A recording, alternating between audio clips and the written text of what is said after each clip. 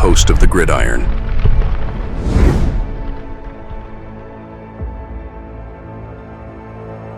All right, baby. Welcome to the Gridiron. If you give this video a thumbs up or maybe share this video, that would be absolutely freaking awesome. If you subscribe to my channel, thank you. Now, please go down below, hit the subscribe button, hit that bell icon. That way next time I go live or if I put a video out, you'll be notified. It's free of charge. What do you got to lose, right? But if you are subscribed to my channel, thank you. If you want to help support my channel out, description box below, very top link in the description box takes you to my membership page. I have 3 different membership levels. Each one has their own little perks to them. So once again, if you want to help support my channel out, it would mean the absolute world to me. And I thank you in advance. Thank you. And then finally, Louise down in the description box. There's an additional link that takes you to my Facebook group. It's called the New York Giants DT Gridiron. It's my Facebook group. We have over 9,400 members in the group. It's doing simply marvelous, might I add. Basically, if I'm alive and breathing and if I have internet access, I am putting stuff in this group darn near 365. It's called the New York Giants DT Gridiron. It's my Facebook group. Please join it. You will not be dissatisfied. I promise. All right, guys. Well,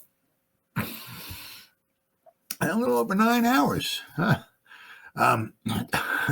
Seeing a bunch of pictures there. Looks like they were doing a little bit of drinking there yesterday in Germany. Well, then again, that's what they do quite a bit there in Germany. They got the big. I mean, they don't mess around over there in Germany. I mean, my God, whew. They slam some of that stuff down. I see Carl Banks with a big mug in there. I saw a picture of Bob Pop even in there. Looks like he was slamming some down. Looks like they're having themselves a good old time. But this is certainly a winnable game for the Giants. I mean, actually, I don't know, man.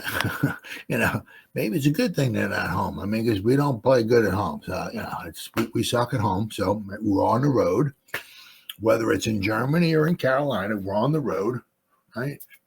And I mean, if we're going to play and have a winnable game, this Carolina is it.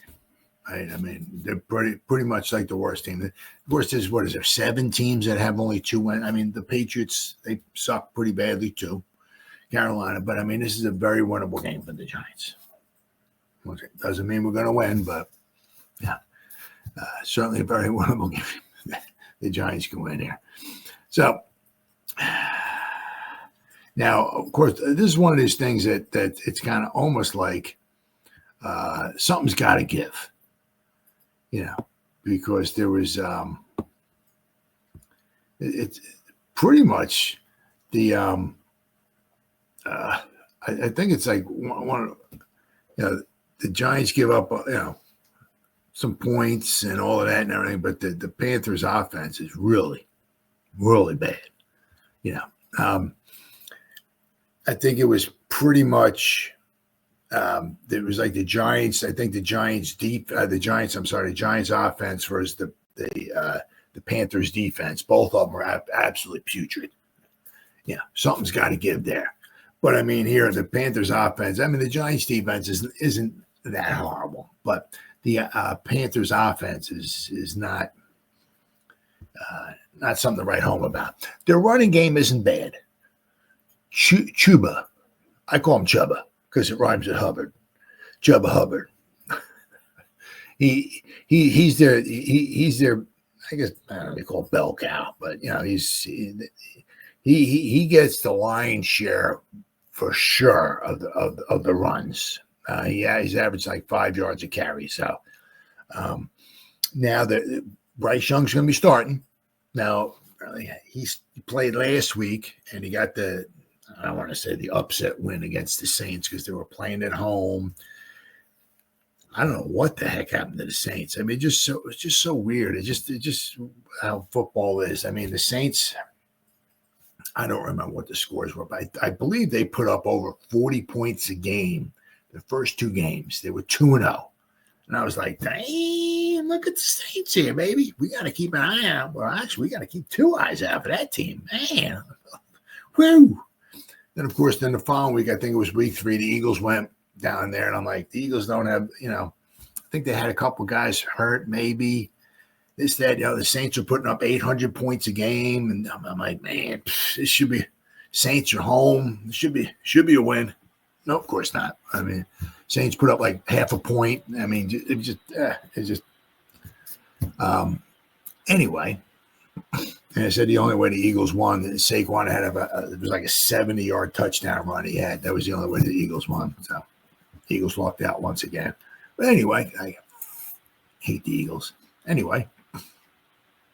But I mean, the Saints just look like unbelievable the first 2 weeks, and then ever since that, I don't know what they lost, obviously 7 in a row. Last week they lost to Carolina. They had the lead, and they let Carolina not walk down the field, but score a touchdown until right at the end of the game. I believe Bryce Young was the one that directed the touchdown. So, they're going to give him another chance. Right? See what he's got. It'll be interesting to see what winds up happening with him. Does he regain his starting quarterback? Because, I mean, obviously, Andy Dalton, he's not the long-term solution for them. How old is he? He's 36. He's only 37, okay? But, I mean, on a crappy team, he completed 66% of his passes. He started 5 games for him. He's throwing for almost 1,000 yards. So, I mean, almost 200 yards a game. He has 7 touchdowns, 6 interceptions, but it's a bad team. Right. So, but 37-year-old quarterback, he's completed 66% of his passes. And there's Andy Dalton, right? But Bryce Young started 4 games. He's 1-3. He's completed 60% of his passes. 694 yards passed, and he has 3 touchdowns and 6 interceptions. So, he throws interceptions, which is a little precursor to kind of what we're going to talk about very soon in our little program here this evening. In search of the interception, the elusive interception for the New York Giants defense. Anyway, but if we look at the, as I said, the Russian, I'm calling him Chuba. I know it's Chuba. I think Chuba or something like that, but it rhymes with Hubbard, so I'm calling him Chuba Hubbard. You're right. If your last name is Hubbard, and you for some reason Chuba, I'm calling him Chuba. So Chuba Hubbard, that's what I'm naming him. He's got 665 yards rushing on the season, so he's well on his way for 1,000 yards rushing. He averages 74 yards a game running, but 5 yards a carry. Now he's got 5 touchdowns. He's played in all 9 games. He's been the starter. Miles Sanders, we might know of him. He only averages 3.7 yards a carry. So basically, between Sanders and Hubbard, they have 800 yards rushing between the two of them. So between the two, they average about 90 yards a game. Those are the two main, Bryce Young and Andy Dalton. I mean, other than that, there's like one guy's got 5 carries. So basically, there's only 2 real running backs who got carries, Sanders and Hubbard. Pretty much that's it. Everybody else is either a quarterback or, other guys, maybe a wide receiver, Jonathan Mingo, Deontay Johnson have a couple carries. But other than that, basically, there's just 2 guys that get 2 running backs that carry the ball, Sanders and Hubbard, right? And Hubbard is by far the more successful one. So the Giants, with their at times, with their porous run defense at times, because it's been bad, have to keep an eye out for Hubbard. Now, as I said, their passing game is a little bit of a different story, but let's go over some of the numbers here. All right. All right, so this is from it's Chris Flum. What to expect when Carolina has the ball. All right. Giants have been significantly better on the road than at home. Go figure. And it's tough to get much more on the road than traveling to another continent. Good point. This is a game between two and 7 teams. Oh yeah, I mean this. I don't know. I mean, I saw it was kind of funny, and not really funny, but because they were actually referring to World War II, which is not funny, but they it was in something. I think it was in one of the Facebook groups. I said this is the final punishment for the Germans for World War II. We're flying over the two. I think it was something like we're flying over the worst 2 teams in football, and we're going to make the Germans sit in their own stadium and watch the battle of the 2 worst teams in the NFL play each other. This is their final punishment for World War II. So, I really don't. I don't know. We just get some really crappy. I don't, is that what I mean? I would think if you go into another country, I mean, you want to show off the cream of the crop. I mean, you want the top of the top over there, battling heads and stuff like that. I don't know. I guess meaning like because the Ravens and the Steelers. Going to be a good game. Should be a good game. Tough game. I guess, I mean, because when you get something like that, I guess maybe it's because it's, whoever the home team would be. I mean, like if you're the Ravens and you're the home team and they fly you over to Germany and you're the home team over in Germany, it's like that's a big loss right there. That's a loss. I mean, you might be the home team, whoopee-doo. But having your own home stadium with your own crowd and your home stadium and all that, that's different. So I can kind of see in a way. But, I mean, it's like you fly. I mean, it's like how often do you see this? You fly 2 teams over, right, to another country, whether it's across the pond or Germany or wherever. Yeah, I mean, the Brazil, first game of the season, Eagles, Packers, they did good there.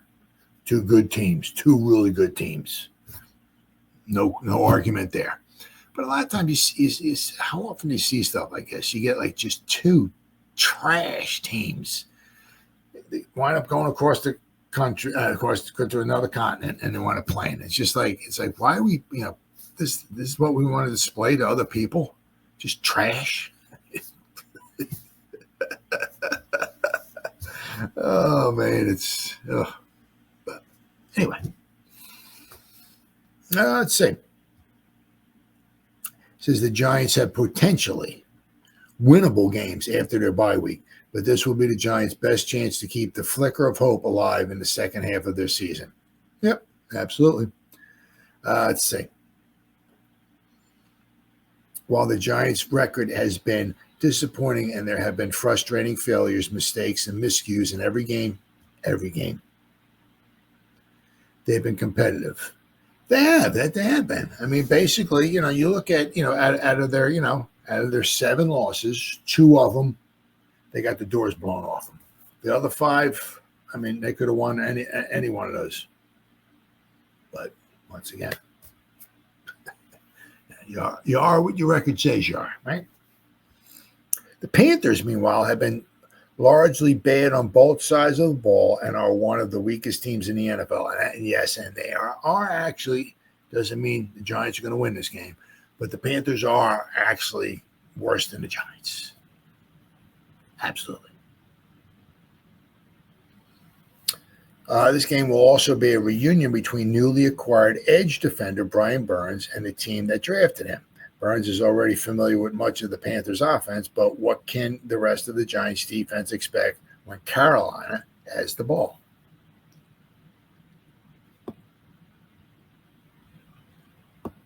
And I'll tell you what, I mean, looking at the, and I don't remember what Colorado did, but you're starting to look. I mean, like Carolina just say if they want another quarterback, right? They want to take another bite at the apple at a quarterback. Let me just see here. Let's pop up ESPN here real fast. ESPN. Let's go to where we at here. College scores. Here we go.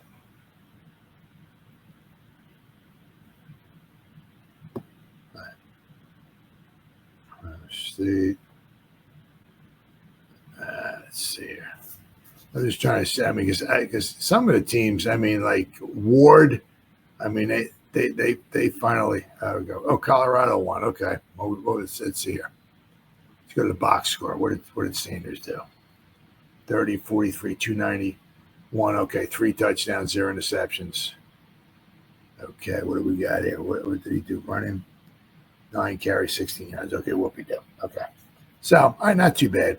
But I'll tell you what, some of the like Ward, the quarterback, I can't remember his name, is from Georgia. I mean, there's the quarterback's coming out without question, but there's not like, well, we got these 5 guys coming out. I mean, at certain points in time during the season, some of the guys look good and all that and everything. But you better, good luck and God bless trying to pick it. Maybe Sanders might be a home run or something like that. Maybe Ward, but he didn't have a banner day today when they lost to Georgia Tech. He had a strip sack. What was one of the final plays of the game. He was rushing around. He got the ball knocked out. Georgia Tech recovered it and all of that. But good luck. I mean, if Carolina winds up needing a quarterback or something, the opportunity to take a quarterback. But I'm not sure how many of them are going to be like bona fide top 5 picks. So, but going back here, stats that matter. The points. The Giants give up 22 points a game, which is they're right in the middle of the field, 15th. Right now, also you look for the Giants. Right, they're 15th. You look at a couple things, right? A couple of those, the 22 points a game they give up. Some of them they didn't give up. A punt return for a touchdown, a pick 6 for a touchdown, a fumble. Eric Gray fumbling the ball in the end zone, run back 102 yards for a touchdown. So that's not on the defense, right? Also, if we had a better offense, our offense is all theory of relativity. Everything's relative, right? Right, if you're talking about points given up by your defense, if your defense is on the sideline while your offense is chewing up the clock, gaining yards, picking up first down, scoring points, kicking extra points, kicking field goals, yada yada yada yada yada yada, your defense on the sideline drinking Kool-Aid, not getting up any points, right? But when you have a crappy offense such as the Giants do, your defense is on the field a lot, and they give up some extra points that they possibly shouldn't have to. Right? I mean, give this Giants defense the Lions offense, right? The Giants defense would give up, instead of giving up, 22 points a game? They would probably be giving up well under 20 points a game, right? Because the Lions offense keeps the ball, moves the ball, scores some points, and the defense is on the sideline, right? So it's all relative, right? But anyway, the Giants defense is in the middle of the pack, right? But the Panthers only score 16 points per game. So, passing yards, Giants give up 191. Well, not too bad. Which is ninth. And the Panthers only get 176 yards a game passing the ball, which is 30th. Rushing. Now here's, so obviously the one was in the passing game is in the favor of the Giants. The rushing here is in the favor, probably the favor of the Panthers. Now the Panthers only get 100 yards a game rushing the ball, which is 25th. But the Giants are 29th in rushing defense. They give up 142 yards a game rushing. So turnovers. Now Panthers turn the ball over a lot, 15 times, which is 29th. But the Giants have only gotten 7. And we're going to go over his turnovers in another portion of the program, as I spoke of. So there's 7 turnovers the Giants defense have got is 25th. I mean, we're getting, a less than 1 turnover a game, which is not good. I mean, you also look, a turnover here, a turnover there, right? In a couple of these other games, could have turned the tide, meant victory for the Giants in some of those games, right? I mean, if the Giants could have stopped the Redskins, one of those scoring drives. I mean, like the first time we played, it stopped one of their field goal drives, right? Almost anything, I mean. Anyway, try not to hash too many of these games. It just starts giving me agita. It's just like almost nothing good. You think, turn around and look back at this season. It's like almost nothing. It's good. Oh my God. Let's see here. Then they got EPA per play. The Giants are 23rd on defense, but the Panthers are 30th. Pass win rate, the Giants are 16th, but the Panthers are 27th. The run win rate, the Giants are 13th, but the Panthers are 14th. So, but I mean, however you look, I mean, the Giants' defense is certainly not horrible. The weakness is right their run defense, and that would be is that kind of would be a strength, kind of so to speak, of the Panthers because Hubbard is pretty good. Another thing is that also their running game isn't with Hubbard isn't too bad. One of the problems is a lot of times when you're down and you're losing by X amount of points. Hey, it's we're down by 87 points. Let's establish the run. You got to throw. So, but if especially with the weaknesses the Giants have had, right, as far as giving up some rushing yards, if Carolina is able to keep the game close, right, and keep their running game in play. Right, with Hubbard, I mean, he's getting 5 yards a carry. Not bad. And as I said, we've seen the Giants give up a lot of rushing yards. So if the Carolina can keep this close, that could be a huge advantage for them, to be able to keep the running game in play. So it's Hubbard, 5 yards a carry. Very good. And as I said, Sanders is no slouch either. It's just that Hubbard's been their main guy. But basically, it's just those two guys. Those are the two running backs that get all the carries.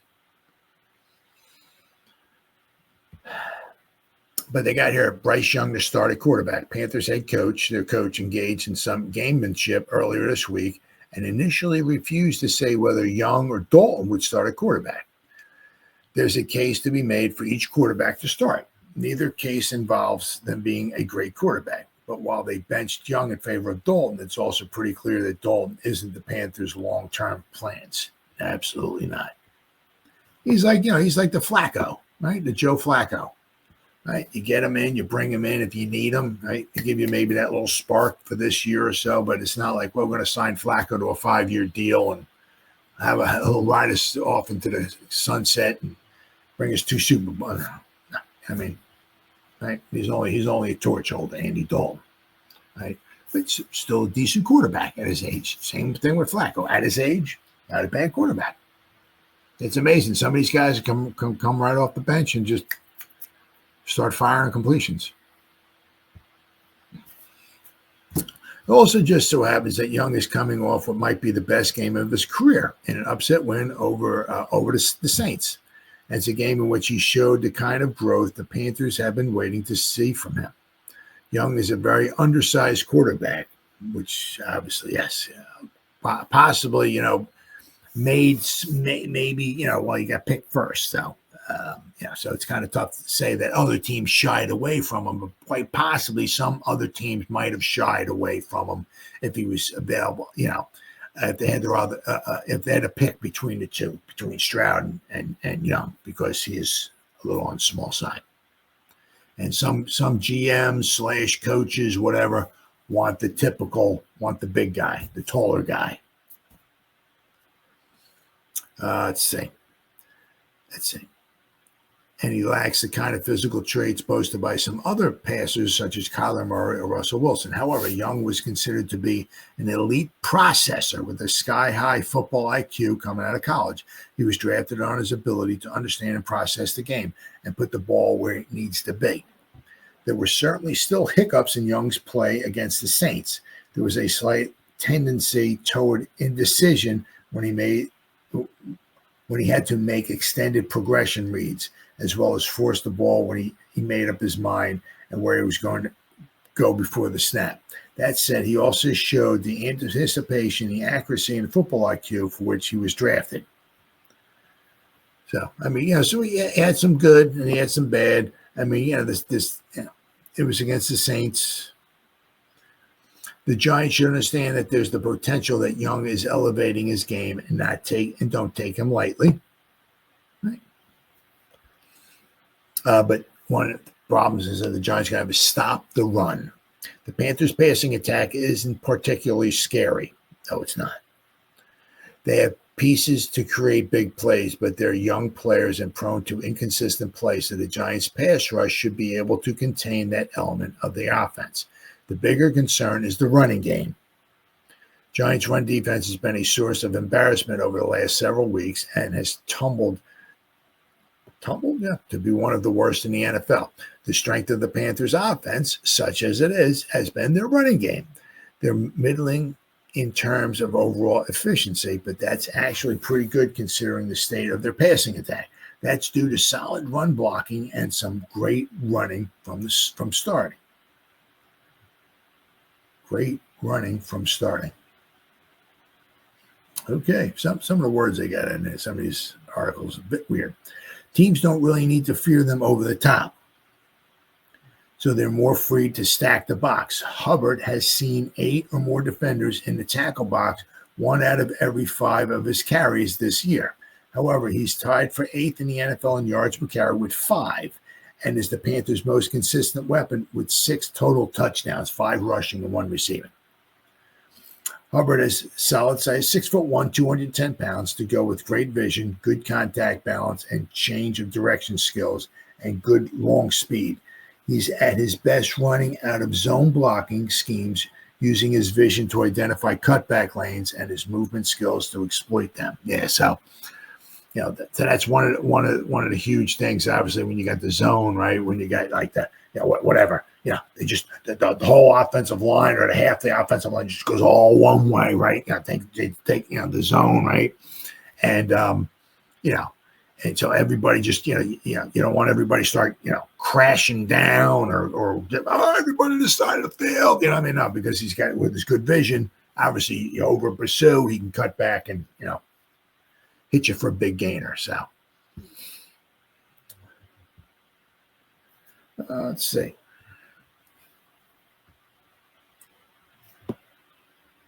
Most recently, he turned a 1st and 10 into a 16-yard touchdown run to complete the Panthers' upset win over the Saints. Yeah. Yep. At the 16-yard line, he's the only one in the backfield. He gets the ball. There's a little video of it here. He gets the ball up the middle. He just, he started off over by right guard, bounced it back to like where the center was at, and just took it up off the middle and ran his way into the end zone. That good bounced it back. Yeah, did a good job. Took it to the end zone. Yeah, good job. Giants have struggled to maintain their gap integrity up front and have been hurt by zone runs in recent weeks. So their interior run defense is stout with Dexter Lawrence on the field, but the big man can't play every snap. Teams have been quick to attack the interior of the Giants defense when Lawrence rotates off the field for a rest. Giants need to get somebody else in there. I hope they get somebody in the draft. The thing is, if you get somebody, if there's somebody available in the draft, of course. But the thing is, if you try to pick somebody, I want somebody. I want this guy's he's pretty. I want somebody, disruptive. Let's get somebody in the 1st or 2nd round. Let's get a defensive lineman. Everything starts on the line of scrimmage, whether it's the offensive line, whether it's the defensive line. Let's get somebody next to Sexy Dexy, right? I really, really like that. I mean, I said, because, we got some nice guys, but I said once Dexter goes off the field, you got Jordan Riley and J.D. Davidson out there. It's kind of like, kind of weak. It says, also, likewise, the Panthers could look to attack Azeez Ojulari on the outside when he's in the game. While Ojulari has been dangerous speed rusher, he struggled to consistently set the edge and to be stout in the run game. That's one thing that Azeez is, that Kayvon is better than Azeez is. Right? We've seen Azeez be pretty disruptive as a pass rusher, but as far as being stout and setting the edge, he doesn't do a great job of that. That's for sure. One of the things he says there, limit mental mistakes. As far as X's and O's go, this isn't a particularly complicated game. As mentioned in the introduction, while the Giants are probably better than their record says they are, the Panthers are every bit as bad and maybe even worse. With that in mind, the Giants need to avoid the pitfalls they've exploited against better teams in the past. The most notable of these is simple mistakes that allow the other team to hang around.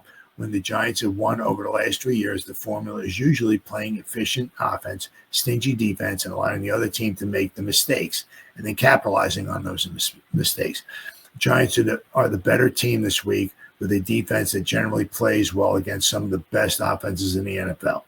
Perhaps the biggest key to this game is simply avoiding giving the Panthers a chance. The Giants should be able to pressure the opposing quarterback, whoever that might be, and while their running game presents a potential problem, that will be tough to lean on without much of a threat through the air. So it falls on the Giants defense to be disciplined and avoid hurting themselves. The most obvious issue is penalties. Giants defense is tied with the Vikings for 10th most defensive penalties in the NFL with 61. And is the 9th most penalty yards, 503. The good news is that the Giants don't often give up first downs by penalty, which they've only given up 11 first downs, which is the 8th fewest in the NFL. However, giving a bad offense hidden yardage can help sustain drives and ultimately lead to points. Absolutely. One of the things is that, you want to, you giving like a team like this, giving them hope, right, is something you don't want to do, right? But there are other areas where mental mistakes lead to hidden yardage. Most notably, the Giants have the 4th most missed tackles at 61. That comes up most often in the run game, obviously. And as mentioned above, Hubbard is a tough running back to get on the ground. Hubbard is also a capable receiver and is the Panthers' 3rd most targeted pass catcher behind rookies Leggett and Sanders. Now, if you also look here too, the Panthers, my God, they have was it 8 or 9 guys who have almost 100 yards receiving. What do we got here? 1, 2, 3, 4, 5, 6, 7. They have almost 9. Miles Sanders has 98 yards receiving, but if you add, just round it up, say he has 100. They got 9 guys who have 100 yards receiving. But they got one that has 98, one that has 108, 121, 109, 103. They even got somebody has 72. Then they got 222, 245, 244. And their big guys, Deontay Johnson, who has 30 catches for 357 yards. So basically, Johnson he's caught more balls on the team anyway. He's 30 after 9. He basically catches 3 passes a game. Right, for 300 some odd yards. So, he averages 40 yards a game receiving. So it's they don't really have any huge threats. Hopefully we can get in there and sack it. Young's going to start, sack them, disrupt them, hit them, whatever, get him off his mark, make him throw bad, passes. But they don't have a huge aerial threat.